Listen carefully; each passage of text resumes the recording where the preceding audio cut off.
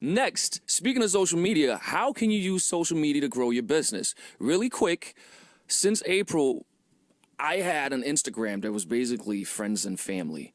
I started putting out content. Fast forward 6 months, that Instagram platform effectively helped grow 1.1 million. So it's a very effective strategy. And I want to talk about this a little bit. Using social media to promote your business can lead to more money in your pocket or for your business. Marketing on major platforms like Facebook, Twitter, and Instagram can help you reach a wide range of people and introduce them to your products. You can also use social media to find target consumers. See, the key to social media marketing is to develop your community. One of the ways we did that, I put out content around wealth building, some of the stuff we talk about on the show.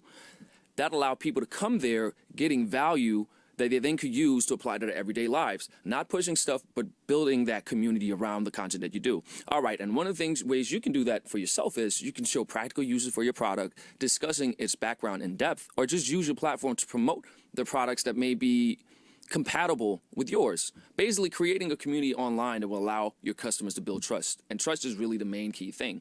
So once you've established that community, post your sales, deals, and new products onto social media to keep them interested in what you have to offer. One of the ways that I personally do this, I put out stuff with tips, investment tips, how do you find deals, mindset, motivation, just things that add value. It's super important because the people aren't necessarily buying into your product. They couldn't care less. They're buying into you. And once they buy into you, they're they're interested in what it is that you have to offer as an extension of you. So that's the main thing I would really say. If you're struggling to build a community, then you can seek the help of influencers. So these are basically people on social media in your niche or in your vertical. Let's say, for instance, finance or business, motivation, shopping, travel. They have a large following online of people that trust them. You can reach out to them, and then you can post stuff on their page in exchange for a fee, of course.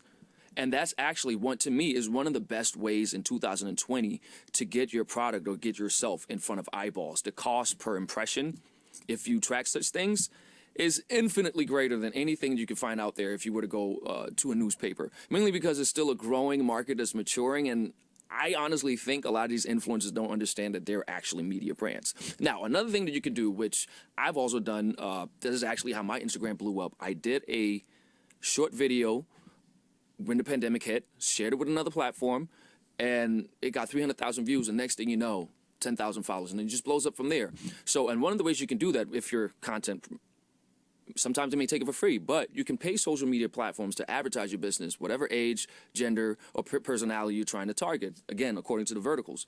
But you got to be careful, though, because these costs can rack up, and some of these pages, quite frankly, are trash. They could pay for followers and things of that nature. So you just got to be mindful and do your due diligence. But it's a very, very effective tool and one I can highly recommend.